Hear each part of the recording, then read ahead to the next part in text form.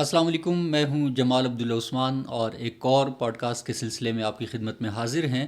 اور ہم نے ایک سلسلہ شروع کیا تھا پاکستان کی تاریخ، سیاست اور صحافت کا، وہ سلسلہ جاری ہے۔ اور آپ یہ دلچسپ سلسلہ اگر کچھ پرانے پوڈ کاسٹ دیکھنا چاہتے ہیں تو وہ پلے لسٹ میں ضرور ملاحظہ کریں۔ آج ہم بات کریں گے کہانی بڑے گھر کی۔ یہ بڑا گھر کون سا تھا اور اس کی کہانی کیا تھی؟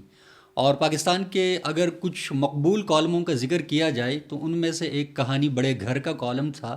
اس کالم کی کہانی کیا ہے یہ بھی آپ کے ساتھ شیئر کریں گے، ذکر کریں گے۔ اور آج ہمارے ساتھ ایک بار پھر موجود ہیں پاکستان کی سینئر صحافی اور اینکر پرسن عاصمہ شیرازی صاحبہ۔ بہت شکریہ، تھینک یو۔ 2018 عمران خان وزیر اعظم بن گئے اور انہوں نے پاکستان کی تاریخ کا ایک نیا سنگ میل عبور کیا۔ آغاز کیسے ہوا؟ آپ نے اس کو کیسے دیکھا؟ بہت بہت شکریہ جمال۔ یہ جو آپ نے سیریز شروع کی ہے اور جس کے لیے آپ نے مجھے مجبور کیا ہے کہ میں بیٹھوں یہ بتاؤں لوگوں کو، اس کو اب ہم نے ایک کتاب بھی، میری جو کہانی بڑے گھر کے نام سے میرے ناظرین یہ دیکھ سکتے ہیں، کتاب جو ہے وہ منظر عام پر آئی ہوئی ہے۔ اور یہ دلچسپ اس لیے میں یہ نہیں کہ میں نے لکھی ہے، یہ اصل میں تمام واقعات جو کہ اس دور میں ہوتے رہے، ہر ہفتہ وار یہ BBC کا کالم تھا جو کہ میں لکھتی تھی، تو اس میں پورے ہفتے کے ایونٹس یا جو بڑے بڑے ایونٹس تھے وہ موضوع بن جاتے تھے۔ تو یوں ایک سیریز آف ہمیں جو ہے نا وہ ہسٹری کی وہ ایک ایپیسوڈس ہمیں مل جاتی ہیں، وہ پورا دور مل جاتا ہے جس میں کہ تواتر کے ساتھ لکھا گیا، اور بہت کم لوگ اس دور کے اندر جو ہے وہ لکھ پا رہے تھے، کیونکہ 2018 سے پہلے ہی جو ایک ہائبرڈ رجیم اور پھر اس میں میڈیا کے اوپر قدغنیں اور پھر ایک مثبت رپورٹنگ بھی مثبت تو ہو رہی رپورٹنگ تھی کا بھی معاملہ جو تھا وہ اس میں تھا، اور لوگ جو تھے اس میں اتنے زیادہ کریٹیکل نہیں لکھ رہے تھے۔ تو میں نے اس کالم جو آپ نے کہا نا کہ کیا ہوا، تو میرا جو آغاز تھا لکھنے کا، ایک تو یہ بہت اچھی بات ہے، and credit goes to Imran Khan صاحب، یہ خان صاحب کو کریڈٹ جاتا ہے۔ میں نے 14 اگست کو پہلا کالم لکھا، اچھا، یعنی باقاعدہ۔ اس سے پہلے ایک دو BBC کے لیے آپ نے BBC کے لیے لکھنا شروع کیا، اور اس سے پہلے ایک دو میں نے لکھی تھی جو جب ہم آ رہے تھے نواز شریف صاحب کو واپس جب ہم آ رہے تھے اس سلسلے میں BBC نے مجھے کہا کہ آپ کچھ لکھ دیجئے، تو میں نے ان کو ایک دو کالمز جو ہے وہ لکھ کے بھیجے۔ لیکن جو باقاعدہ یعنی باقاعدہ جو BBC نے اناؤنس کیا اور پھر اس کے بعد جو پہلا کالم چھپا وہ 14 اگست 2018 کا ہے، اور 15 اگست کو میں خیال ہے 18 اگست کو عمران خان صاحب جو ہے وہ وزارت عظمیٰ میں انہوں نے حلف لیا تھا۔ 15 کو لینا تھا، پھر اس کے بعد وہ 15 اگست کی وجہ سے کہ ہاں تو انہوں نے پھر وہ جو وہ کر لیا، آگے لے گئے اس کو۔ تو یہ جو ہے اس کا عنوان تھا کیسا ہوگا نیا پاکستان، اور اس میں جو ہے اس میں بہت ساری چیزیں، خیر یہ ہمارے ناظرین خود پڑھ بھی لیں گے، لیکن جو چیزیں ہم نے اس میں لکھی اس میں ایک تو یہ لکھا کہ عمران خان صاحب کا جو ووٹر ہے وہ بہت یعنی نوجوان ووٹر ہے، اور اس کے لیے انہوں نے میں نے ان سے جس طرح سے سوال کیے تھے کہ کس طرح سے نوجوانوں کو انگیج کریں گے۔ 2002 کا میں نے واقعہ لکھا جب عمران خان صاحب جیو کے ایک پروگرام میں شرکت کے لیے آئے، تو مجھے ان کے ساتھ کوئی تقریباً آدھا پونا گھنٹہ ایکسکلوسیولی بات کرنے کا موقع ملا۔ خان صاحب ہمارے سب کے ہیرو، آپ کو پتہ ہے کہ ایک سب کے دلوں میں ان کے لیے آج بھی بہت احترام ہے، ایک ہیرو کے طور پہ پاکستان کے، اور ان کی جو شخصیت ہے اور ان کا جو پاکستان کے لیے ورلڈ کپ جیتنا اور یہ سب ہم بہت، میں نے تو آپ کو دلچسپ بات بتاؤں کہ میں جب کالج میں تھی اور ورلڈ کپ جیت کے آئے خان صاحب، تو میں نے ایک دن میں اس زمانے میں تقریباً کوئی اتنی بڑی اماؤنٹ اپنے کالج سے اکٹھے کر کے خان صاحب کو دی۔ مجھے یاد ہے کہ F72 کالج میں میں پڑھتی تھی، اور میرے جو جتنے دیکھنے والے اس وقت کے دوست ہیں یا جو اس وقت کالج میں پڑھتے تھے ان کو شاید یہ یاد ہو کہ ایک دن میں اتنی بڑی اماؤنٹ ہم نے اکٹھی کی، اور پھر خان صاحب آئے، بالکل ایک ساتھ ہی F72 کے سامنے ایک بینک ہے، وہاں پہ انہوں نے لوگوں سے کوئی تقریر کرنی تھی، پھر ہم نے ان کو دعوت دی کہ آپ کالج تشریف لائیں، تو ایک بڑا وہ بھی ایک ہسٹوریکل، تو ایک طرح سے ان کے ساتھ تو بچپن سے ہم کہنا چاہیے، یعنی آپ ان سے متاثر بھی تھیں اور پھر بعد میں متاثر بھی رہیں۔ بالکل متاثر بھی ہوئی اور متاثرہ بھی ہوئی۔ لیکن جب بھی ان کے ساتھ میری ملاقات ہوئی ہے خان صاحب کے ساتھ، ایسا نہیں ہوا کہ انہوں نے کبھی مجھے اپریشیٹ نہ کیا ہو، یا جب بھی کم انٹرویوز دیے ہیں لیکن جتنے بھی دیے ہیں وہ اس کے بعد ہمیشہ سے کبھی ناراض بھی ہوئے لیکن ایسا نہیں ہوا کہ انہوں نے کوئی ناگوار اس طرح کی بات کی. اینی ویز یہ جو اس میں پھر ان سے جب میری ملاقات ہوئی تو میں نے ان سے کہا کہ خان صاحب آپ کا مقصد جو ہے وہ کیا ہے, یعنی کہاں تک آپ, انہوں نے کہا ہم لگے ہوئے ہیں, ہم محنت کر رہے ہیں اور ہم کریں گے, اور ہماری پارٹی جو ہے وہ نوزائیدہ پارٹی ہے, اس میں اس کو پنپنے کے لیے وقت چاہیے. He was very clear about his goals. ہاں, تو پھر میں نے ان سے کہا, میں نے کہا سر ایسا بھی ہو سکتا ہے کہ چونکہ بچے نوجوان آپ سے بہت متاثر ہیں تو آپ کلٹیویٹ کریں اپنی ووٹر جو آپ اس کی ہے, اور اس کو ووٹرشپ یا جو آپ کا ووٹر ہے اس کو, اور اب سے کوئی یعنی آپ اپنا ایم اگلے ایک الیکشن کو نہ بنائیں, اس سے اگلا الیکشن آپ ٹارگٹ کر سکتے ہیں. اپنا ٹارگٹ آپ کا جو ہے وہ یوتھ ہونی چاہیے جو بھی چھوٹی ہے اور اس نے پہلی بار ووٹ دینا ہے جا کے. اور میں نے اس میں لکھا بھی کہ انہوں نے کہا کہ مجھے کہا جا رہا ہے کہ میرا ووٹر نابالغ ہے. بالکل ہے, مگر میں اس نابالغ کو سیاسی بالغ بناؤں گا. یہ عمران خان صاحب کے جملے تھے جو مجھے یاد رہ گئے, اور میں نے اس کو لکھا بھی. اور پھر عمران خان صاحب جو ہیں وہ انہوں نے باقاعدہ اس کو سچ کر دکھایا کہ 2013 کے اندر 2002 کے جو بچے تھے انہوں نے عمران خان صاحب کو ووٹ دیا, اور اس کے لیے انہوں نے ایک پوری پلاننگ کی, اور انہوں نے میڈیا کا سہارا لیا, اور ان کی ایک سکسیس سٹوری ہے کہ وہ ہر چینل پہ گئے ہیں. عمران خان صاحب جو ہیں انہوں نے میڈیا کے ذریعے سے محنت کی ہے, اور پھر ان کی محنت برابر نہیں ہو رہی تھی جب جو ہے وہ پیچھے سے پھر ان کو سپورٹ دی گئی, لیکن تب تک وہ جو تھے وہ اپنے ایک میڈیا کے ذریعے سے اپنی جگہ بنا رہے تھے. تو ایک تو یہ 2018 میں پہلا میں کریڈٹ ان کو خان صاحب کو دوں گی کہ ان کی حکومت کے ساتھ ہی, اور اس کے اندر پھر بہت میں نے ان کے لیے یہ بھی کہا کہ لکھا بھی کہ وہ معیشت کو ٹھیک کر پائیں گے, میڈیا کو ٹھیک کر پائیں گے, پاکستان کے نئے ووٹر کو, نوجوان کو کارآمد شہری بنا پائیں گے کہ نہیں. یعنی عمران خان صاحب کو کے لیے ہمارا جو تھا کہ وہ جو نوجوان ووٹر ہے اس کو وہ کس طرح سے ٹرین کرتے ہیں کہ وہ پولیٹیکلی جو ہے وہ اویئر بھی ہو, اور ساتھ میں ان کا ایک سیاست میں کردار بھی ہو, اور وہ اس خدشے کو مد نظر رکھتے ہوئے کہ وہ نوجوان شہری جو ہے یا ووٹر جو ہے وہ کس طرح سے آگے جا کے گالم گلوچ پہ نہ آئے. اور وہ ہوا انفارچونیٹلی کہ جس طرح سے ایک پوری نسل تیار ہو گئی, اور جس طرح سے ایک انٹالرنس اور جو سیاست کے اندر تحمل مزاجی کا جو وہ معنی ہو گئی. تو یہ ایک المیہ جو ہے وہ ہوا. ہم اس پہ بھی ضرور آگے بات کرتے ہیں. میں یہ پوچھنا چاہ رہا تھا کہ خان صاحب نے جب الیکشن میں کامیابی حاصل کی تو اس کے بعد انہوں نے جو پہلی تقریر کی, مجھے یاد ہے وہ تقریر میں خود بھی اس سے بڑا متاثر ہوا, اور میرے سمیت بہت سارے لوگ یہ سمجھتے تھے, بلکہ بہت سارے لوگوں کا یہ خیال تھا کہ نواز شریف اور آصف علی زرداری نے سیاست کے اندر جو خرابیاں پیدا کی ہیں, جو گورننس کے اندر خرابیاں پیدا کی ہیں, خان صاحب اگر فرض کریں بہت اچھا پرفارم نہ بھی کر پائیں تو کم از کم ان دونوں سے تو بہت بہتر ہوں گے. پھر انہوں نے جو پہلی تقریر کی وہ تقریر بھی بہت اچھی تھی, اور یوں لگ رہا تھا کہ شاید خان صاحب واقعی میں اس ملک کے لیے مسیحا بن کر آ رہے ہیں. وہ تقریر آپ کو یاد ہوگی. پھر جو پہلی کیبنٹ بنی, پھر جو وزراء آتے رہیں, اس کا بھی تھوڑا سا آپ ذکر فرمائیے گا, بتائیے گا. بالکل, یہ میں آپ کو بتاؤں کہ ایک تو خان صاحب نے قوم سے خطاب کیا, اور میں خیال ہے کہ یہ اگست کا تیسرا ہفتہ تھا جب انہوں نے قوم سے خطاب کیا, اور اس سے پہلے قومی اسمبلی میں جب وہ وزیر اعظم بنے اور وہ انہوں نے تقریر کرنی تھی, اپوزیشن کے ساتھ ان کی یہ بات طے ہو چکی ہوئی تھی کہ آپ جب وہ تقریر کریں گے تو آپ نے شور نہیں کرنا. اور اپوزیشن جو تھی وہ اس وقت بھی جو ہے انہوں نے ایشورنس دی یا نہیں دی, لیکن بہرحال ایک میسج تھا کہ وہ سنیں گے.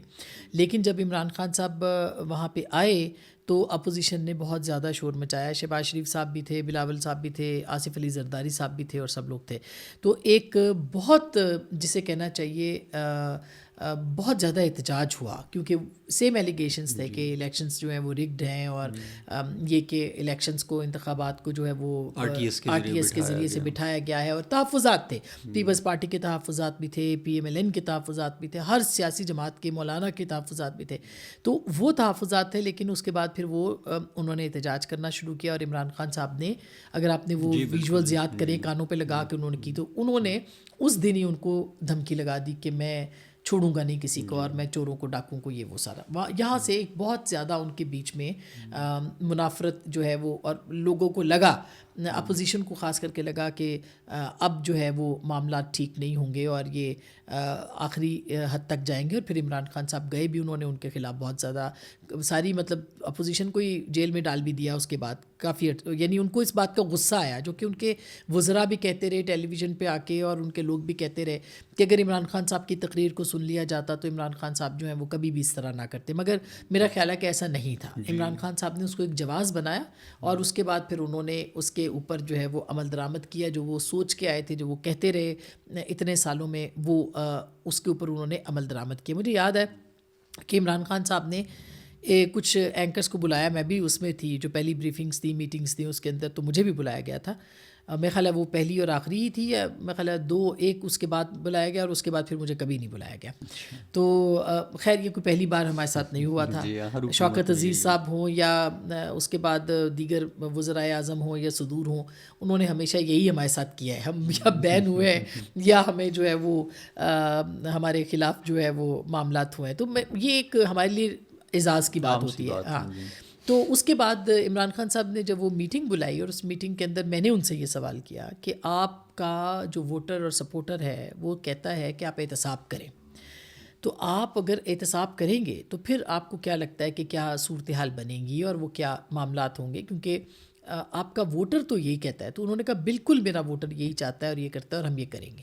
تو ایک تو بالکل لائن واضح، کم از کم میں نے تو یہ اپنے ذہن میں میرے آ گیا کہ یہ اب عمران خان صاحب پیچھے نہیں ہٹنے والے، اور انہوں نے احتساب کی جو ان کا نعرہ تھا اس کے اوپر انہوں نے عمل درآمد کرنا ہے.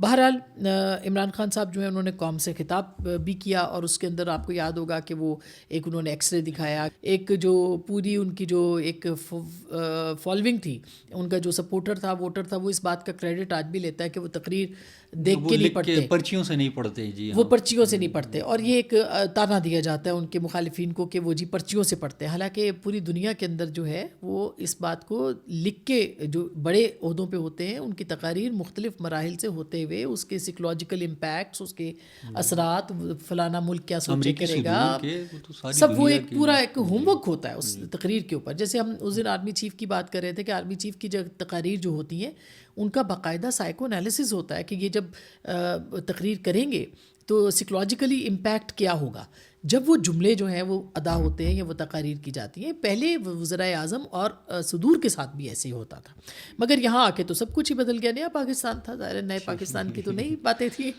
تو عمران خان صاحب جو ہیں انہوں نے جو پرچی کے بغیر تقریر کی، اور تمام انہوں نے چیزوں کے اوپر بات کی. بلوچستان پر بھی یہ جملہ انہوں نے کہا کہ بلوچستان کے حالات بہت برے ہیں اور ناراض لوگوں کے ساتھ مل کر انہیں واپس لایا جائے گا. یہ ایک بڑی زبردست بات تھی جو کہ انہوں نے کی. پھر انہوں نے کہا کہ اس کے بعد انہوں نے کہا کہ ارباب اختیار ناراض بلوچوں کو قومی دھارے میں لانا چاہتے، یعنی بہت اچھی خبریں انہوں نے کہا کہ آئیں گی، اور ارباب اختیار کے ساتھ جو ہے بات کر کے قومی دھارے کے اندر وغیرہ وغیرہ، یہ ساری باتیں جو ہے وہ عمران خان صاحب نے کی. مگر دلچسپ بات یہ کہ ان کے دور میں بلوچستان کے حوالے سے کوئی بھی معاملہ جو ہے وہ سامنے نہیں آیا. مینگل صاحب ناراض ہو گئے، بلکہ مینگل صاحب اسی بنیاد پر آئے تھے کہ آپ بلوچستان کے مسائل کو حل اور پھر انہوں نے صرف یہ نہیں بلکہ آپ کو یاد ہوگا ہزارہ میں بھی وہ جو پھر بعد میں قتل عام ہوا، اور عمران خان صاحب سے صرف ایک مطالبہ تھا کہ وزیر اعظم آ جائیں اور ان کو یقین دہانی کرا دیں، اور وزیر اعظم وہاں پہ نہیں گئے، بلکہ الٹا یہ کہا کہ میں لاشوں سے وزیر اعظم کو بلیک میل نہ کریں، میں بلیک میل نہیں ہوں گا. اور اس جملے سے لوگوں کے اندر بہت زیادہ بے چینی بڑھی، اور ان کو اب یہ لوگوں کی یاداشت کے لیے ہے، ہزاراز کی جو لاشیں تھیں وہ پڑی ہوئی تھیں، اور وہ وزیر اعظم سے مطالبہ کر رہے تھے، ہر کام ہو رہا تھا سوائے اس کے کہ وزیر اعظم وہاں پہ جو ہے وہ جائیں اور وہ بات کریں. وہ نہیں گئے، اور ہر طریقے سے یعنی ان کو کہا گیا کہ آپ جائیں. جی بالکل، میڈیا نے اس پہ بہت زیادہ بہت پریشر اس کے اوپر بلڈ اپ ہوا، مگر عمران خان صاحب جو ہے وہ وہاں پہ نہیں گئے. اتحادیوں نے بات کی، کئی بالکل. تو بلوچستان ناراض بلوچوں کے حوالے سے ظاہر ہے وہ ایک اہمیت ہے کہ وہاں پہ بہت زیادہ ایک معاملات انسرجنسی، اب تو بہت ہی حالات آپ کے سامنے ہیں، لیکن اس وقت بھی کوئی ایسے حالات کم نہیں تھے. اس وقت بھی کان کن مارے جا رہے تھے، لوگوں کو بسوں سے اتار کے جو زائرین جاتے تھے ان کو مارا جاتا تھا، یہ ہزاراز کی لاشیں آتی تھیں، تو یہ سب تھا. تو یہ ایک اس وقت کے دور میں. لیکن جو اصل بات ہے وہ معیشت تھی. جو چیلنجز ہیں عمران خان صاحب کے, لا اینڈ آرڈر تو تھا ہی تھا, امن و امان کی صورتحال, پھر معیشت کی سب سے بڑی صورتحال تھی کہ عمران خان صاحب کو معیشت کو کیسے ٹھیک کرنا ہے, کیونکہ آلریڈی یہ کہا جا رہا تھا کہ آئی ایم ایف کے ساتھ آپ کو بات کرنی ہے. عمران خان صاحب کہتے تھے میں مر جاؤں گا, آئی ایم ایف کے پاس نہیں جاؤں گا. آپ کو یاد ہوگی ان کی تقاریر. اور یہ بلکہ آپ نے ذکر کیا تو جب خان صاحب کی کیبنٹ بنی اور اس کے بعد پھر یہ بات ہوتی رہی کہ آئی ایم ایف کے پاس یہ کب جا رہے ہیں, تو اس میں تقریباً کوئی 6-7-8 مہینے لگے تھے, گزرے تھے. اور اسد عمر صاحب کو بہت زیادہ اس کے اوپر تنقید کا نشانہ بھی بنایا جا رہا تھا, اور اسد عمر صاحب یہ اس تنقید کو سہتے سہتے چلے گئے. ایک تو ان کی کہانی بتائیے گا کہ وہ گئے کیسے, یعنی وہ بالکل سب کے لیے, بلکہ خود اسد عمر صاحب آخری دن کہہ رہے تھے کہ ہزاروں خواہشیں ایسی کہ ہر خواہش پہ دم نکلے, کچھ اس طرح کا انہوں نے مصرع بولا تھا. یعنی ان کو بالکل یقین نہیں تھا. تو کیوں اس کے اندر اتنی زیادہ گڑبڑ ہوئی اور وہ آئی ایم ایف کے ساتھ 8 مہینے وہاں سے خرابی کا آغاز بھی ہوا؟ بالکل اس پہ ایک تو اس پہ میں آتی ہوں, یہ بڑا انٹرسٹنگ ہے. لیکن ستمبر 2018 کے اندر عمران خان صاحب نے اقتصادیات کو, معیشت کو بہتر بنانے کے لیے ایک کمیٹی تشکیل دی, کونسل, اس کو نام دیا گیا تھا اقتصادی مشاورتی کونسل. اور اس میں درجن بھر سے زائد جو اینالسٹ تھے یا جو بہت ماہرین معیشت تھے ان کو انہوں نے شامل کیا, جس میں کہ عاطف میاں صاحب بھی جو تھے اس کے اندر شریک ہوئے. بہت معروف, بڑے پڑھے لکھے, one of the best economist Pakistan کے جو ہیں وہ اس کا حصہ بنائے.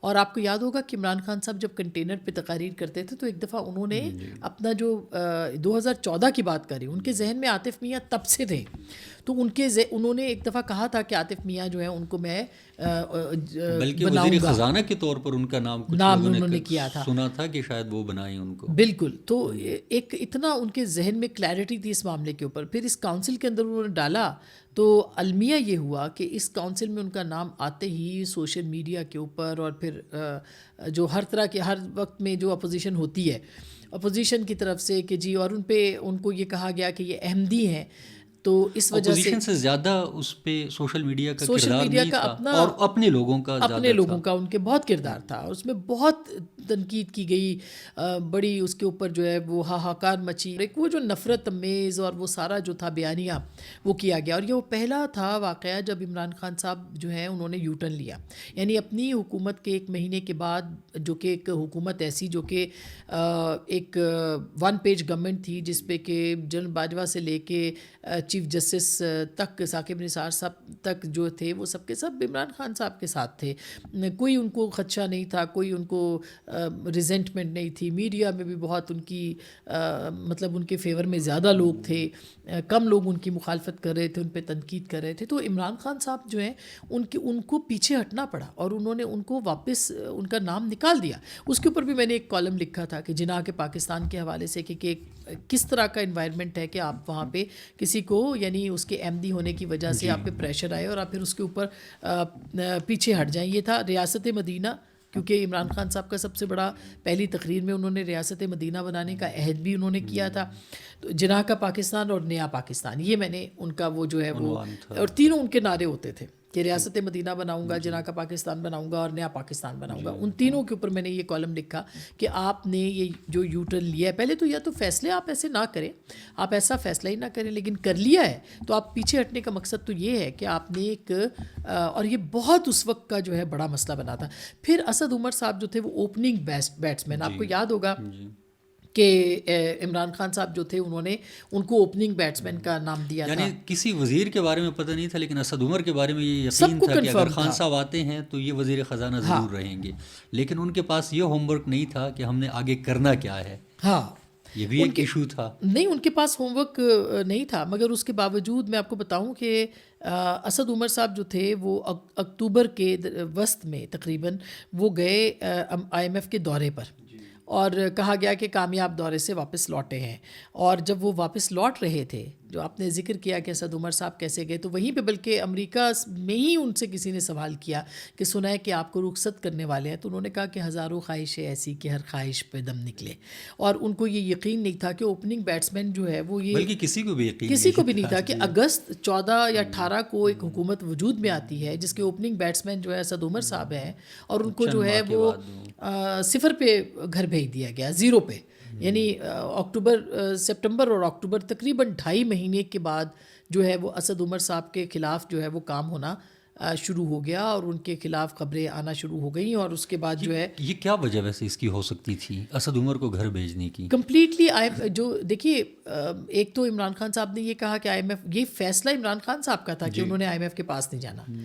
تو پہلی جو غلطی عمران خان صاحب کی، اور جو سب سے بڑی غلطی تھی، جو کام ان کو آتا ہی کر لینا چاہیے تھا اور کسی ڈیل پہ پہنچ جانا چاہیے تھا، کیونکہ جو وقت گزرتا گیا تو شرائط سخت ہوتی چلی گئیں، اور پھر آپ نے دیکھا کہ ایک ایسا معاہدہ جو کہ اسد عمر صاحب رخصت ہو گئے اور ان کی جگہ جو ہے وہ حفیظ شیخ صاحب آئے، اور پھر جو معاہدہ کیا گیا اس کے اندر کتنے کمپرومائزز پاکستان، بلکہ اس کے بارے میں کہا جاتا ہے جی ہاں بالکل کہ وہ پاکستان کی جو ریاست ہے اس کی حوالے سے بھی کچھ اس کے اندر ایشوز رہے. ہاں، اس پہ بہت یعنی اسٹیٹ بینک تک کو گروی کر دیا گیا. یہ پہلی بار پاکستان کی تاریخ میں ہوا، اور یہیں سے ابتدا ہوئی پاکستان کے معاشی بحران کی مزید، یعنی فزوتر ہو گیا. فزوتر سے زیادہ اس بات پہ آ گیا کہ کہیں پاکستان ڈیفالٹ ہی نہ ہو جائے، اور پھر جو ان کو مرتا کیا نہ کرتا والی پوزیشن پہ لے جایا گیا، جو کہ ایک ظاہر ہے کہ عمران خان صاحب کہتے تھے کہ جی میں IMF نہیں جاؤں گا، مجھے خودکشی کیوں نہ کرنی پڑے. آپ کو یاد ہوگا یہ ان کی جملہ، تقاریر بڑی معروف تھی اور کبھی چلاتے بھی جی. تو وہ خودکشی انہوں نے نہیں کی، پاکستان خودکشی پہ مجبور ہو رہا تھا جب یہ جو ہوا. اچھا، اس وقت میں نے یہ کالم لکھے کہ جو شرائط، اس وقت میں نے اکتوبر 18 میں لکھا چند سخت فیصلے، اور اس کے اوپر جو اسد عمر صاحب کا کامیاب دورہ تھا اس کے اوپر بھی میں نے لکھا کہ اسٹاک مارکیٹ نے جس طرح سے ناراضی کا اظہار کیا، اسٹاک مارکیٹ بیٹھ گئی، اسی طرح سے عوام کے اندر ایک مہنگائی اچانک بڑھ گئی. یہ وہ دور تھا، ڈالر ایک اڑان بھری اوپر چلا گیا. جی، اور اس میں خان صاحب کہتے ہیں مجھے ٹی وی سے پتہ چلتا تھا. جی آپ کو یاد ہوگا انہوں نے کہا میری مسز نے مجھے بتایا کہ ڈالر کی قیمت یہاں تک پہنچ گئی. ہاں، بیگم نے بتایا تو وہ چونکے. اسی دوران اگر آپ کو یاد ہو تو زرداری صاحب اور شہباز شریف صاحب نے ہاؤس میں تقاریر کی، اور انہوں نے مساق معیشت کی بات کی. جی بالکل، انہوں نے کہا کہ ہم مساق معیشت کرتے ہیں آپ کے ساتھ، آپ تیار ہو جائیں اور ہم آپ کے ساتھ پورا تعاون کریں گے. یعنی کوئی ایسا اکنامک پلان دے دے جس کے اوپر اپوزیشن کوئی شور نہیں مچائے گی، بغیر کسی رکھنے کے وہ اکنامک پلان جو ہے وہ آگے بڑھتا رہے گا، لیکن اس میں ساری سیاسی جماعتوں کو جو ہے وہ شامل کیا جانا ضروری ہے. اس کو عمران خان صاحب نے مسترد کر دیا. اس دوران میڈیا کے اوپر جو ایک منظم کوشش شروع کر دی گئی تھی کہ اس کو باقاعدہ کنٹرول میں کر کے اس کو ان کی برطرفیاں، پروگرام بند لوگوں کے، جس میں مجھے یاد ہے طلعت حسین صاحب کا پروگرام بند کیا گیا، اور بھی بہت سے لوگ تھے، اور اس طرح سے ان کے اوپر بھی سختیاں جو ہے وہ شروع ہو گئی. ہم بھی عطاب کا شکار جو ہے وہ ہو گئے. آپ بڑی دلچسپ بات کر رہی ہیں، لیکن اس میں یہ بات کیا درست ہے کہ خان صاحب خود چونکہ میڈیا کو مانیٹر کرتے تھے اور ان کے پاس کلپس آیا کرتے تھے کہ آج کس نے کیا بات کی، اور وہ باقاعدہ اس کی بنیاد پہ پھر اپنے رہنماؤں کو ڈائریکشنز جاری کرتے تھے، کیا یہ بات درست ہے؟ بالکل یہ درست ہے. اور ابھی ہم نے اسد عمر صاحب کو بہرحال وہ ٹچ کرنا ہے کہ جیسے وہ گئے پھر، تو یہ بالکل درست بات ہے. اور عمران خان صاحب جو تھے، چونکہ میڈیا کے ساتھ بہت انٹریکشن ان کا تھا، ہر بندے کے ساتھ وہ ڈائریکٹلی ان ٹچ تھے، ان کے ساتھ وہ رابطے میں رہتے تھے، قوت کا بھی ان کو اندازہ ان تھا، کو بالکل تھا. ان کی گفتگو، ان کے پھر جو امپیکٹ، جو کریڈیبل جرنلسٹ تھے ان کا جو امپیکٹ تھا اس کو بھی وہ گیج کرتے تھے. اور ہمیشہ سے وہ کرکٹر کے طور پہ بھی اور بعد میں پرائم منسٹر کے طور پہ بھی انہوں نے میڈیا کو اپنا فوکل وہ بنایا، فوکس ان کا جو کہ وہ لائٹنگ کے اوپر بڑا فوکس کرتے تھے کہ کس کی لائٹنگ ہر اچھی ہے، چیز، کس کی بری ہے. ٹک ٹاکرز سے ملنا، پھر یہ ہمارے ہاں یہ ان کا پلس پوائنٹ بھی تھا، اور منفی بعد میں یوں بھی ہو گیا کہ پھر انہوں نے جس طرح سے میڈیا کو کنٹرول کرنا شروع کیا. یعنی کوئی ایک جملہ بھی اگر آپ میرے کالمز پڑھیں تو میں تو بڑے سافٹ انداز میں جو ہے وہ لکھتی تھی، یعنی بہت ہی جو صحافت کے اصول ہیں اس کے مطابق لکھا اور لکھتے ہیں ماشاءاللہ. لیکن اس کا مطلب یہ نہیں ہے کہ ہم نے کبھی اس کے اوپر بات نہیں کی. تو جو غلط ہے وہ ہم نے غلط کرنا ہے، اس کو بتانا ہے، یہ میڈیا کا کام ہے. عمران خان صاحب نے ان سب لوگوں کو ٹارگٹ کیا، اور عمران خان صاحب نے پھر ان کے نہ صرف ان کے پاس کلپس جاتے تھے، ان کے پاس روز، یعنی دنیا ادھر سے ادھر ہو جائے، پاکستان پہ لٹرلی جس دن حملہ ہو رہا تھا بالا کوٹ والا، اگر آپ کو یاد ہو، اس دن بھی وہ بریفنگ میں نہیں گئے جو بریفنگ سیاستدانوں کو دینی تھی، اپوزیشن کو دینی تھی، بلکہ وہ 5 بجے انہوں نے اپنے اسپوکس پرسن کا میٹنگ اپنی مس نہیں کی. جنرل باجوہ کو کہا آپ بریفنگ دیں، اور 5 بجے بھی اپنے اسپوکس پرسنس کا جو ہے وہ انہوں نے اس کو انہوں نے اجلاس کو مس نہیں کیا. اور اس کا ایجنڈا بھی جو تھا وہ روز کا ایجنڈا طے کرتے تھے، وہ سیٹ کرتے تھے کہ آپ نے اس کو یوں جواب دینا ہے، آپ نے یوں کرنا ہے، آپ نے فلاں. مطلب میرا کالم منگل کو چھپتا تھا، اور منگل سے پہلے میرے خلاف کیمپین جو تھی وہ تیار کر لی جاتی تھی. یہ ہمیں پی ٹی آئی کے اندر کے لوگوں نے بتایا کہ جیسے ہی کالم چھپے گا ساتھ ہی ایک منظم کیمپین جو ہے وہ میرے خلاف. کبھی وہ حج کے معاملے کے اوپر وہ لے آتے تھے, وہ آپ کو یاد ہوگا, حالانکہ وہ حج جو ہے وہ اب تو خیر اس وقت مطیع اللہ جان صاحب نے بھی وضاحت کر دی کہ وہ حج جو تھا وہ 2 دفعہ اس کی پیمنٹس میں نے کی, وہ سرکاری حج بھی نہیں تھا. سپریم کورٹ نے ڈکلیئر کیا کہ ٹیکس کا کوئی 1 روپیہ اس کے اوپر نہیں لگا. وہ فیصلہ ان ایشوز پہ آپ وضاحت بھی نہیں کرتی, یہ بھی ایک یہ بالکل میں نے پہلی بار, ہاں ابھی وہ چونکہ ایک پوڈ کاسٹ میں مجھ سے سوال ہو گیا تو میں نے کیا, یا حج کے معاملے پہ میں نے کبھی نہیں کی, حالانکہ ٹرولنگ اس پہ میرے اوپر ہوتی ہے اور ہوتی رہی ہے. کیوں نہیں کی؟ میں نے بہت سوچا. ایک دن میں نے جب مجھے بہت تکلیف ہوتی تھی جب شروع میں تو یہ بات کرتے تھے, پھر میں نے کہا یہ میں نے اللہ تعالیٰ کے بلاوے پہ میں گئی تھی, اور اس میں یعنی کوئی حج دنیا میں فری نہیں ہوتا, یہ سب کو پتہ ہے یہ بات.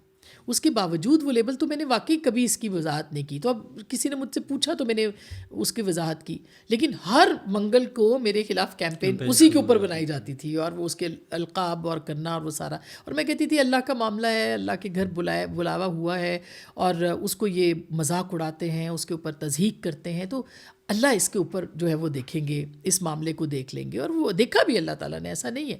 لیکن اب پھر وہ جب انہوں نے پوچھا تو میں نے بتایا, وہ رسیدیں بھی کسی نے بلکہ وہ چڑھا دیں, اور وہ مطیع اللہ جان کی ویڈیو بھی ڈال دی کسی نے کہ وہ خود ہی کہہ رہے ہیں کہ یہ نہیں تھا, اور وضاحت انہوں نے کر دی.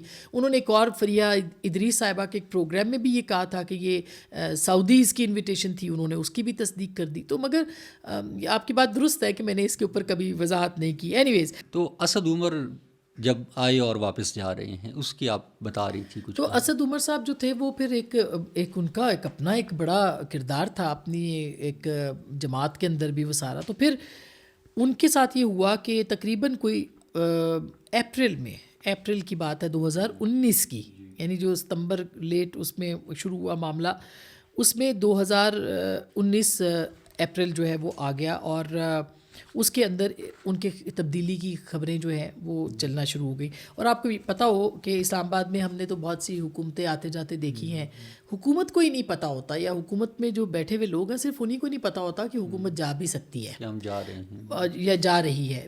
باقی سب کو پتہ ہوتا ہے. یعنی اس سے پہلے جو 99 کی چیزیں ہیں اس کے اندر بھی ہم تو سنا ہے, اس وقت ہم فیلڈ میں نہیں تھے, لیکن اس کے اندر بھی یہی تھا. تو اسد عمر کا آپ کے علم میں تھا, ایسی کچھ معلومات تھی؟ بالکل, ان کے بارے میں بہت خبریں چل رہی تھیں. اسد عمر صاحب جو ہیں انہوں نے جو ٹھیکہ اٹھایا تھا پاکستان کی معیشت کو بہتر کرنے کا, اچانک ان کے اوپر بم کی طرح گرا کہ ایک دن دوپہر کو جو ہے وہ ٹکرز چلنے شروع ہو گئے, بلکہ لیٹ ان دا ایوننگ, مجھے یاد ہے کوئی 4-5 بجے کا وقت ہوگا, کہ کوئی بریفنگ ہوئی پنڈی کے اندر, اور اس بریفنگ کے اندر جو ہے وہ کہا گیا کہ اسد عمر صاحب جو ہیں وہ رخصت ہو رہے ہیں, یا ان کی جگہ پہ کوئی اور جو ہے وہ آ رہے ہیں.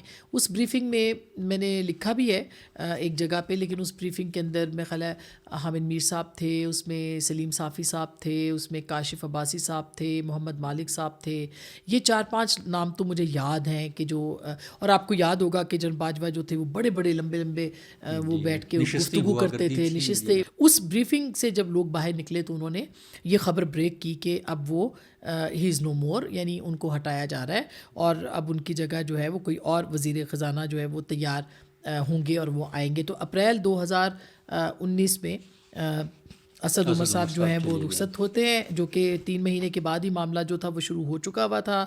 باجوہ ڈاکٹرائن جو تھی وہ 1 پیج گورنمنٹ کی وہ آ چکی ہوئی تھی, اور اس کے اندر جو تھا یہ کہا گیا تھا کہ میں نے اس پہ بھی کالم لکھا تھا, باجوہ ڈاکٹرین یا عمرانی نظریہ فیصلہ ہو چکا, یہ اس کے اوپر تھا. یہ یعنی کہ سب ایک 1 پیج گورنمنٹ. اس میں آپ کو دلچسپ بات بتاؤں کہ تقریباً 8708 مشکوک اکاؤنٹس کی جانچ پڑتال, دنیا کے 38 ممالک کے FATF جو کے معاملے کے اوپر جو چل رہا تھا, یہ مطالبہ ہو رہا تھا کہ اس کے اوپر کام کرنا ہے، کیونکہ FATF کی لسٹ میں پاکستان کا جو ہے وہ نام تھا، تو اس وقت بھی کچھ سخت فیصلے کرنے کا جو ہے وہ اندیا دیا گیا تھا. لیکن رکاوٹ اس میں سب سے بڑی کیا تھی؟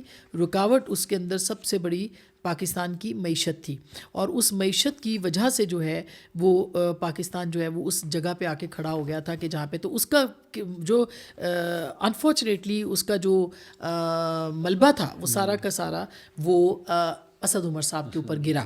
اچھا، اس میں ایک میں نے اس وقت کالم بھی لکھا تھا، سیاست کے سینے میں دل کہاں، اور ہوتا تو وزارت خزانہ سے اسد عمر کبھی نہ ہٹائے جاتے. آخری وقت تک اسد عمر کا دفاع کرنے والے وزیر اعظم اپنے ہی اوپننگ بیٹسمین کو ہٹانے کا فیصلہ کسی طور نہ کرتے. اور پھر یعنی نہ صرف وہ ہوئے بلکہ عامر کیانی صاحب جو ان کے وزیر صحت تھے، ان کے اوپر بھی ایک بڑا اس وقت سکینڈل جو ہے وہ اخبارات کی زینت بنا، بڑا ایک دم دواؤں کی قیمت بڑھ گئی تھی اور وہ سارا، اور یہ سب چیزیں. پھر بزدار صاحب جو تھے اسد عمر صاحب کا، ان کے اوپر بھی اعتراض رہا کہ پنجاب ہمیں بہت مشکل جو ہے وہ کام کر رہا ہے. تو بہت ساری، پھر ان کو ہٹا کے پلاننگ کا جو ہے وہ وزیر بنا دیا گیا تھا، اگر آپ کو یاد ہو. تو اسد عمر صاحب کا ہٹایا جانا اس حکومت، یعنی جو ون پیج گورنمنٹ تھی، اس کا میرا خیال ہے سب سے بڑا ایک المیہ تھا. اور جس طرح سے وہ ہٹائے گئے وہ بھی میرا خیال ہے کہ پنڈی سے خبر کا آنا، پنڈی کے ذریعے سے اس خبر کا نکلنا، اور پھر جو ہے وہ اپنا ان کا رخصت ہونا، پھر ایک نئے وزیر کا آنا. لیکن اس میں یقیناً خان صاحب کی آشیرواد اس کو حاصل ہوگی، کیونکہ اگر وہ چاہتے تو عثمان بزدار کی طرح ڈٹ جاتے ہیں کہ نہیں، اسد عمر کو میں کہیں نہیں جانے دیتا. بالکل وہ بالکل ہوگی، ایسا نہیں ہے کہ نہیں ہوگی. اور لیکن اس سے پہلے کچھ میں نے اس پہ کالم بھی لکھا تھا کہ ایجپٹ کے اندر کچھ ملاقاتیں ہوئی تھیں کچھ لوگوں کے ساتھ جناب باجوہ کی، اور وہاں پہ یہ بات جو ہے وہ حفیظ شیخ صاحب کا وہاں پہ وہ ان ہو چکے ہوئے تھے، یعنی ان کو لگانے کے لیے، ان کو تعینات کرنے کے لیے جناب باجوہ نے جو ایک فیصلہ جسے کہنا چاہیے وہ تقریباً انہوں نے کر لیا تھا. اور اس فیصلے کے بعد اس کی امپلیمنٹیشن ہوئی. تو عمران خان صاحب چاہتے تو وہ کہہ سکتے تھے کہ یہ میرا وزیر ہے، آپ اپنی ڈائریکشنز، جو پہلے بھی ہائیبریڈ رجیم تو تھا ہی پیچھے سے، تو وہ بھی چلا رہے تھے. ان کو اتنی اجازت جو تھی وہ عمران خان صاحب نے دی تھی، یعنی پہلی مرتبہ جو ہے وہ فیصلے وہاں سے امپلیمنٹ ہو رہے تھے، اور آگے ایک وزیر اعظم تھا جو کہ امپلیمنٹ کرتا تھا. تو یہ وہ کہہ سکتے تھے، مگر انہوں نے بالکل بھی اس کو ریزسٹ نہیں کیا، اور ایک پولیٹیکل شخص کی جگہ ایک ٹیکنوکریٹ کو جو ہے وہ انہوں نے وزیر بنا دیا اور ان کو لگا دیا. اور پھر اس کے بعد پھر آپ دیکھیں کہ معیشت جو ہے وہ کس طرح سے اس کا پھر اسمبلی یا نئی اسمبلی بڑا مسئلہ تو یعنی عمران خان صاحب جب ہٹائے جا رہے تھے، جب بھی بڑا مسئلہ جو تھا وہ معیشت ہی تھا. بہت سارے لوگ یہ کہتے ہیں کہ اگر عمران خان صاحب کو ہٹایا نہ جاتا اور الیکشن میں وہ چلے جاتے تو عمران خان صاحب میرے خیال ہے ایک سیٹ بھی نہ لے پاتے. جو صورتحال تھی، خود ان کے اپنے MNAs کہتے تھے، اسی لیے تو ان کے بیچ میں اتنی زیادہ ڈویژن ہوئی. لوگ ان کے جو allies تھے وہ ان کو چھوڑ کے جا رہے تھے، جو ان کے اس وجہ سے، کیونکہ پرفارمنس نہیں تھی. عوام کو کیا جواب دیں گے؟ پرفارمنس نہیں تھی. وہ انہوں نے 100 دن کا جو پلان کیا تھا اس میں آپ کو یاد ہوگا وہ انڈے، مرغی اور وہ سب چیزیں تھیں، مگر یہ بھی کوئی برے پلانز نہیں ہو سکتے. لیکن وہ کافی مصروف بھی تھے. وہ کافی 100 دنوں میں جو اشتہار آیا تھا، جی اس وقت بھی اشتہار آیا تھا، مصروف تھے اس میں. اس وقت بھی پورے صفحے کا اشتہار آیا تھا، خالی تھا، اور اس میں لکھا تھا 100 دن ہم مصروف تھے. یاد ہوگا آپ کو؟ یہ پورے صفحے کا اشتہار تھا. اس وقت بھی ہم نے پروگرام کیا تھا بائی دا وے ان اشتہارات کے اوپر، اور بہت ہمارے اوپر بیکلیش آیا تھا. اس وقت میں آج ٹی وی پہ پروگرام کر رہی تھی.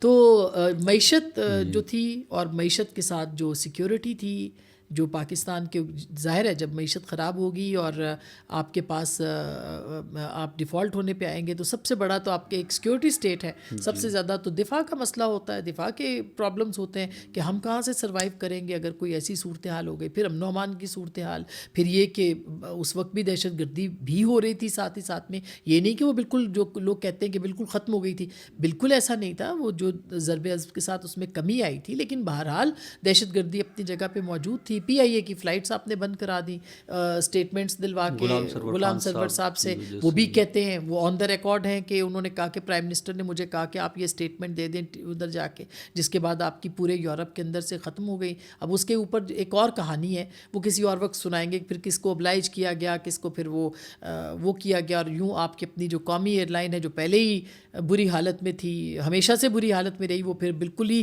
تباہی کے دہانے پہ آ کر کھڑی ہو گئی. آج اس کو کوئی خریدنے کو بھی تیار یاد نہیں ہے. اچھا، خان صاحب کے بارے میں آپ نے جو گفتگو کی ان کی حکومت کے اوپر ظاہر ہے ایک لمبی طویل نشست ہو سکتی ہیں اور بہت ساری نشستیں ہو سکتی ہیں، لیکن خان صاحب سے لوگ کچھ توقعات جو رکھتے تھے، ان کی امیدیں تھیں اور اس کے پیچھے کچھ وجوہات بھی تھیں. مثلا میں نے خان صاحب نے جو ہاسپٹل بنایا ہے شوکت خانم ہاسپٹل، تو ہمارے ایک بچے کا وہاں پہ 2-2.5 سال تک علاج ہوتا رہا اور اللہ کا شکر ہے وہ ٹھیک ہو گیا. میں نے اس 2-2.5 سال کے اندر ان کے ہاسپٹل کو بڑی تنقیدی نظر سے دیکھا، لیکن وہاں مجھے ایسی کوئی خرابی نظر نہیں آئی کہ جس کو بنیاد بنا کر کہا جائے کہ یہ کوئی برا ہاسپٹل ہے یا خان صاحب نے کوئی برا کام کیا ہے.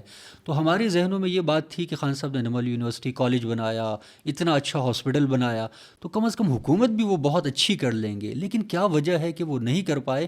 اور خصوصاً 100 دنوں کا آپ نے ذکر کیا، ان 100 دنوں کے اندر کئی اسکینڈل سامنے آئے اور انہوں نے اپنے وزیر بھی کئی چینج کیے. اس کی کیا وجہ تھی؟ اور وہ یہ بھی کہتے ہیں، معذرت کے ساتھ وہ یہ بھی کہتے ہیں کہ یہ جو خرابیاں تھیں وہ 70-75 سال کی خرابیاں میں چند مہینوں میں یا چند سالوں میں تو نہیں دور کر سکتا تھا. میرے خیال ہے ان کو اس سے پہلے کافی اسٹیبل مملکت ملی تھی عمران خان صاحب کو، کیونکہ نواز شریف صاحب کے دور میں کافی اکانومی بہتر ہو گئی تھی جب وہ خود وزیر اعظم تھے. آپ کو یاد ہوگا کہ پاکستان کی GDP جو تھی، وہ یہ میرے کہنے کی بات نہیں ہے، یہ کتابوں میں آپ کو مل جائے گا، بلومبرگ اور دیگر رپورٹس وغیرہ، بلومبرگ کی رپورٹس تھی، بہت بہتر پاکستان کی اکانومی پرفارم کر رری تھی. پھر ان کو ہٹا دیا گیا تھا، آپ کو یاد ہوگا 2/3 میجورٹی والے وزیر اعظم کو یا اکثریت والے وزیر اعظم کو ہٹا کے ڈی اسٹیبل کر کے پھر اپنا، کیونکہ وہ ان کی منشا کے مطابق نہیں چل رہے تھے نواز شریف صاحب، اور یہاں سے تو پھر ایکسٹینشن کے معاملات بھی ہم نے اس سے پہلے بات کی ہے. تو عمران خان صاحب کی جو سب سے بڑا وہ تھا، وہ ایک ان کے ساتھ جو ملٹری جنتا جو تھی، اس نے ایک اپنی ایک ہیروئک ورشپ تو تھی ایک اپنے ایک ہیروئک کیریکٹر تو عمران خان صاحب تھے ہی، مگر ان کا ایک سب سے بڑا یہ تھا کہ وہ آئیں گے اور چیزیں پلٹ جائیں گی. اوورسیز پاکستانیز جو ہیں وہ مدد کریں گے، وہ پیسے بھیجیں گے، $100 ارب ادھر سے آئیں گے، ہاں وہ جو مراد سعید صاحب کی ایک مشہور 2 ارب ادھر سے 2 ادھر منہ پہ ماروں گا، یہ کروں گا، وہ تو ہوپس بہت زیادہ ہائی تھی. ان کی بھی بہت ہوپس آئی تھی، عوام کی بھی بڑی ہوپس آئی تھی، آپ کی میری بھی امیدیں بہت زیادہ تھی کہ کچھ تو بہتری آئے گی. ہر کوئی وہ روایتی سیاستدانوں سے تنگ اور وہ پاکستان کے مسئلوں سے تنگ تھا. تو یہ کہ بھئی ٹھیک ہے، اب یہ ایک اسٹیبل گورنمنٹ ہے، اس کے پیچھے کوئی اس کو ہٹانے والا نہیں ہے کیونکہ فوج ان کے ساتھ ہے، یہ سب تو کچھ نہ کچھ.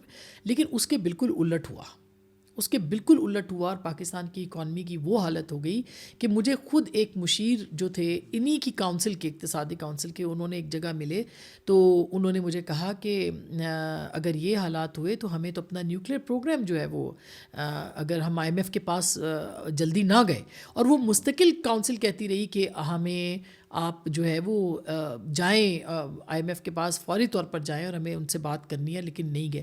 تو پہلا تو وہاں پہ کمپرومائزز آپ کی اکانومی کے اوپر شروع ہو گئے اور پھر حالات بدتر سے بدتر ہوتے چلے گئے. تو پہلے جو 100 دن تھے اس کے اندر وہ ایک نظر آ جاتا ہے، بلکہ میں نے کالم بھی لکھا تھا 100 دن عمران کے نئے پاکستان کے، اس میں نے ذوالفقار علی بھٹو کے جو 100 دن تھے ان کو گنوایا کہ ذوالفقار علی بھٹو نے پہلے 100 دن کے اندر 350-400 ادارے کھڑے کر دیے، اور صرف یہی نہیں بلکہ ذوالفقار علی بھٹو نے نیوکلیئر پروگرام بھی آغاز کر دیا، ٹوٹے ہوئے پاکستان کو جوڑا.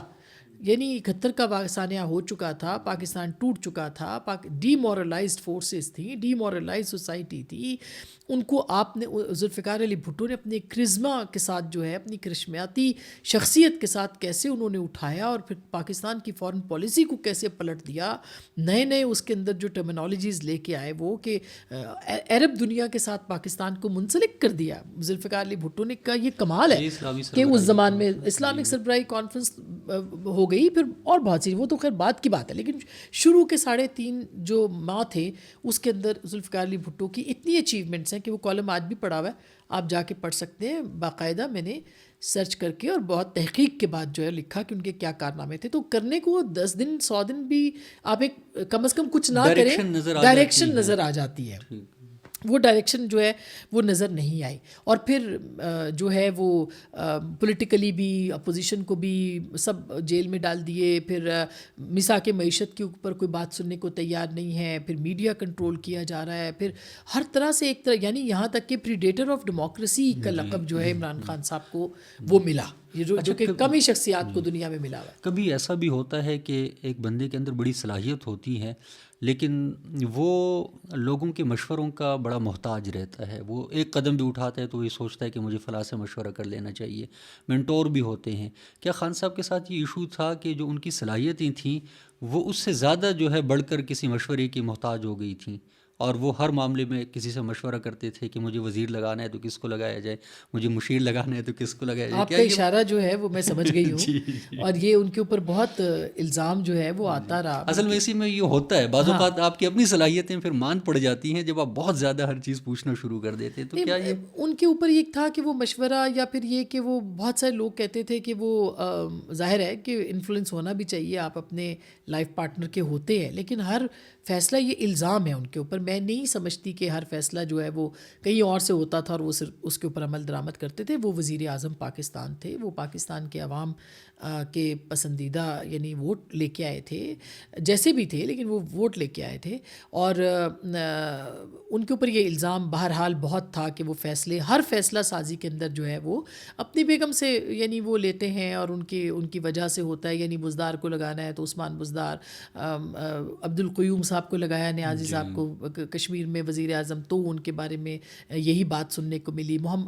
یہ جو محمود خان صاحب بنے تو ان کے بارے میں بھی یعنی میرا نہیں خیال, میں اس میں تھوڑا سا یہ کہ ہر چیز ڈال دی جاتی ہے خواتین کے اوپر. تو ہاں کچھ فیصلے ایسے تھے جس میں کہ بہت زیادہ ان کی انوالومنٹ تھی. مثلاً DGI کی تبدیلی اس کے اندر تھا, لیکن وہ ایسا میں پھر بھی وزیر اعظم کو ہی مورد الزام ٹھہراؤں گی, میں ان کی اہلیہ کو مورد الزام نہیں ٹھہراتی. اور میں نے کالم بھی اس کے اوپر لکھا جو کہ پھر مطلب اتنا وہ پاپولر ہوا کہ میں خیال ہے one of the few columns of BBC ہے جو کہ اتنا زیادہ پڑھا گیا. ایک یہ پڑھا گیا اور ایک بھاگ لگے رہن میں نے لکھا تھا. اور اس کے بعد میرے خلاف اتنی سویئر کیمپین جو تھی وہ شروع کی گئی کہ میں آپ کو بتا نہیں سکتی. یہاں تک کہ فیک پوسٹرز بنا کے میرے نام سے جو ہیں, اور وہ بھی ایک اقلیت کے حوالے سے جو کہ پہلے ہی بہت زیادہ دبی ہوئی اقلیت ہے, اس کے حوالے سے میرے پوسٹرز بنا کے ان کو پھیلا دیا گیا. اور میری مطلب ایک دن کے اندر مجھے ہزاروں میسیجز آئے. وہ کئی آپ کے خلاف ٹرینڈز بنتے رہے ہیں. جی اس دن بھی اس کالم کے بعد بھی ٹرینڈ بھی بنا, اور پھر وہ جو مجھے میسیجز آئے جان سے مار دینے کی دھمکیاں دی گئیں. پھر میرے اس کالم کے بعد میرے گھر میں 2 بار حملہ جو ہے وہ ہوا, 2 دفعہ لوگ کودے, میرے گھر کے سامنے کھڑے رہتے تھے. پھر میرے گھر کے ساتھ جو گھر خالی پڑا تھا, اور میرے یہ کب کی بات ہے؟ یہ 2019 کی بات ہے. یہ تقریباً 2019 جب میں نے یہ بھاگ لگے رہن لکھا تھا اس کے فوراً بعد کی بات ہے. یہ سب چیزیں ہو رہی تھیں اور میرے گھر کے ساتھ ایک جو گھر خالی پڑا ہوا تھا اس کے اندر ایک شخص بھی پکڑا گیا جو کہ پڑوسیوں نے پکڑا, جو میری سرویلنس کر رہا تھا. اور FIRs بھی موجود ہیں اس کے اوپر, بالکل کٹوائی, اس میں رپورٹ درج ہوئی. اور اس کے اوپر جو ہے وہ پھر اس کے بعد جو متعلقہ تھانے کے SHOs تھے وہ ہمارے گھر آئے اور انہوں نے کہا کہ ہم اس کے اوپر جو ہے وہ بے بس ہیں. اور ہم نے پھر ان کو پرسو نہیں کیا کیونکہ سرکاری ملازم تھے. میرے گھر پہ جب وہ آ گئے اور سب انہوں نے جو ہے وہ جو 2 دفعہ یہ واقعہ ہوا, ایک دفعہ تو پھر ہمیں جو ہے وہ نکلنا پڑا گھر سے باہر, اور وہ ساری اور بچوں کو بھی ڈرایا دھمکایا جانا, اور پھر یہ ساتھ میں کیریکٹر اسیسینیشن, آپ کو ڈسکریڈٹ کرنے کی مہم, یہ تو چل ہی رہی تھی. اچھا, یہ ویسے موجودہ دور میں ہم یہ واقعات بہت سن رہے ہیں. اس وقت ایسے واقعات ہوئے ہیں لیکن کبھی اس کا ذکر آپ نے نہیں کیا. نہیں, اس کا ذکر ہوا. اس کا ذکر پھر ہماری جو ہو رہی تھی سوشل میڈیا پہ یا جس طرح آج کل ہاں اس طرح نہیں ہوا, مگر اس وقت ہوا, مگر اس طرح نہیں ہوا. بالکل صحیح بات ہے, کیونکہ اس کی وجہ یہ تھی کہ پھر ہم کہتے تھے کہ بھائی تھوڑا سا اس کو, لیکن ہم ایک جگہ پہ تھے جو PFUJ کی سالانہ میٹنگز ہوتی ہیں, اس کے اندر اس پہ پھر جو ہے وہ حامد میر صاحب نے اس بات کو لوگوں کے سامنے رکھا, لالا اسد پٹھان صاحب نے اس کو رکھا, اس وقت کی جو ساری ہماری PFUJ کی قیادت تھی وہ جانتی تھی, انہوں نے رکھا. اور پھر مطلب جو ہے وہ پاکستان کا جو کہ میڈیا ہے اس کو خبر ملی. تو بہت کچھ ہوا, بہت ایسا نہیں ہے کہ اس سے پہلے کبھی نہیں ہوا, بہت کچھ ہوا. اس پہ آپ کی کچھ تحقیقات FBI کے ذریعے سے بھی کروائی گئی تھیں بہت ساری, بلکہ ہر سال مجھے یاد ہے 18, 19, 20, 21, 22, اس سے پہلے 17, 15, 16, 15 سے شروع ہوا, 16 اور 17 ہر سال میرا آڈٹ ہوتا تھا میرے اکاؤنٹس کا اور اس کا. ان پرٹیکولر سالوں کے اندر مجھے میسج بھیجا جاتا تھا کسی صحافی دوست کے ذریعے سے یا کسی ان کو بھی کہہ دیا گیا ہوتا ہوگا کہ ہم انویسٹیگیٹ کر رہے ہیں تاکہ خود بخود یا کوئی ان کو خبر مل جائے کہ کوئی ایسی چیز جو کہ میری ہے اور میں نے چھپائی ہوئی ہے تو اس کو وہ اسکینڈلائز کرے. لیکن چونکہ میں ٹیکس پیئر ہوں اور ہر چیز جو ہے وہ ٹیکس کے اوپر تھی, صرف میری نہیں, طلعت حسین صاحب کی, عامر میر صاحب کی, ان سب کی ٹیکس کے اوپر جو ہے وہ ایف پی آر میں انویسٹیگیشنز ہوئی. یہاں تک کہ ان کو یہ ڈھونڈتے تھے باہر جا کے کہ بھئی کوئی ہمارے کوئی باہر کوئی اپارٹمنٹس ہیں یا وہ ہیں, تو الحمدللہ نہیں تھے, کچھ بھی نہیں تھا. لیکن اس کے باوجود آپ دیکھیں کہ بہتان اور اس کی تو کوئی لمٹ ہی نہیں ہے, آپ جو مرضی الزام لگا دیں. مگر ان 4 سالوں کے اندر پرٹیکولرلی نہ صرف میں, میرے خاندان, میرے بہن بھائیوں, ہر ایک کی مکمل آڈٹ جو ہے وہ ہوا ہے اور بار بار دیکھا گیا ہے اور بار بار جو ہے وہ اس کے اوپر وہ اس کو بلکہ اس کی چھان بین غالباً کی آپ گئی ہے. پاکستان کی صحافیوں میں غالباً واحد ہیں کہ جن کے خلاف ایک پوری پریس کانفرنس ہوئی. اور مجھے یاد ہے ہم چونکہ پریس کانفرنسز کور کرتے ہیں, سنتے ہیں, تو ایک بار شہباز گل پریس کانفرنس کرنے لگے تو وہ پتہ چلا کہ وہ تو آپ کے خلاف کر رہے ہیں. ان کو ویسے کوئی ذاتی اناد بھی ہے اس کا یا کیا وجہ ہے, وہ کوئی زیادہ پتہ نہیں, خدا جانے ان کو مجھ سے کیا مسئلہ ہے, میں تو نہیں جانتی اتنا زیادہ. چلیں اپنے دشمنوں یا وہ, میں تو نہیں کسی کو دشمن سمجھتی, لیکن شکر گزار ہونا چاہیے ایسے لوگوں کا. اگر وہ نہ ہوتے تو آپ اپنے آپ کو, اس طرح کے لوگ نہ ہوں تو آپ اپنے آپ کو صحیح نہیں رکھ سکتے. وہ اپنا کام کرتے رہے, آج بھی کر رہے ہیں, ہم اپنا کام کرتے رہے جو ہم نے کرنا ہے. جو ہمیں غلط لگے گا, جو ہم غلط سمجھتے ہیں, وہ ہم لکھیں گے, ہم وہ بولیں گے. اور تاریخ نے ثابت کیا ہے کہ جو ہم لکھ رہے تھے وہ پاکستان میں ہوا, ہم غلط نہیں تھے. بہت سارے لوگوں نے خود ادارے کے اندر ہم سے معذرت کی بات میں کہ ہم نے آپ کے خلاف جو ہے وہ اس طرح کی کیمپینز چلوائیں, لیکن آپ ٹھیک تھیں اور ہم غلط تھے. اور میں نے آپ کو بتایا بھی کہ جنرل باجوہ کے سامنے ہم نے کہا کہ آپ نے ہمیں غداری کے فتوے بٹوائے, آپ نے سب کچھ کیا, آج آپ زد پہ ہیں. جی, ہم اس وقت کہتے تھے کہ غلط ہے, آج جب غلط ہو گیا تو آج آپ پچھتا رہے اور انہوں نے تسلیم کیا اس بات کو. یہ جو آپ کے خلاف جو کچھ ہوتا رہا, کبھی آپ نے خان صاحب سے خود ملاقات کرنے کی کوشش کی ہو, پیغام پہنچانے کی کوشش کی ہو؟ میرے خیال میں نے ایک دفعہ رابطہ کیا تھا. میں نے ایک دفعہ بہت میرے خلاف انہوں نے جب کیمپین چلائی تو پھر میں نے, علی زیدی صاحب ہوتے تھے, ان کو میں نے کہا, تو انہوں نے کہا میں ابھی پرائم منسٹر میں ساتھ ہے تو میں بات کرتا ہوں. انہوں نے پھر مجھے پلٹ کے کہا کہ پرائم منسٹر کہتے ہیں نہیں, یہ ایک ٹرینڈ چلا تھا جس پہ کہ 55,000 ٹویٹس ہوئے تھے آپ کے خلاف, اریسٹ اینٹی پاکستان جرنلسٹ. یہ ایک ٹرینڈ چلا تھا, ٹاپ ٹرینڈ چلا تھا, اریسٹ اینٹی پاکستان جرنلسٹ, جس میں صرف میرے اور حامد میر صاحب کے خلاف ٹویٹس تھے. شاہ محمود قریش صاحب برطانیہ گئے ہوئے تھے, وہاں پہ ان پریس کانفرنس میں اس پہ سوال بھی ہو گیا. وہ آج بھی ڈیٹا موجود ہے مختلف جو ڈیجیٹل پلیٹ فارمز ہیں ان کے پاس کہ وہ کس طرح منظم انداز میں وہ چلا کہ 55,000 ایک وقت میں, شاید یعنی اس سے کہیں زیادہ تھا ایک وقت میں جو تھے وہ ٹویٹس وہ کیے گئے تھے. تو اسی لیے وہ کتنے دن تو وہ ٹاپ ٹرینڈ چلتا رہا, اریسٹ اینٹی پاکستان جرنلسٹ, اور صرف 2 جرنلسٹ تھے جن کو کہ اینٹی پاکستان ڈکلیئر کیا گیا.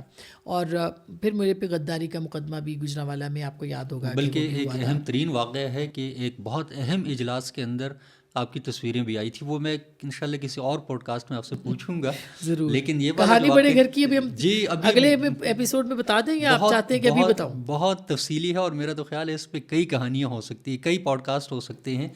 اور میرا خیال ہے اس کو ہم اگلے پہ چھوڑتے ہیں, اسی میں پھر آپ مجھے یہ یاد کرائیے گا. یہ میں ضرور یہ واقعہ بھی یاد کرواؤں گا, اور بھی بہت سارے واقعات ہیں جو میرے علم میں ہیں اور جو آپ نے اپنی کتاب کے اندر لکھے ہیں, وہ ضرور میں آپ سے پوچھوں گا اور اپنے ناظرین سے شیئر کریں گے. گفتگو آپ نے سنی, بہت شکریہ.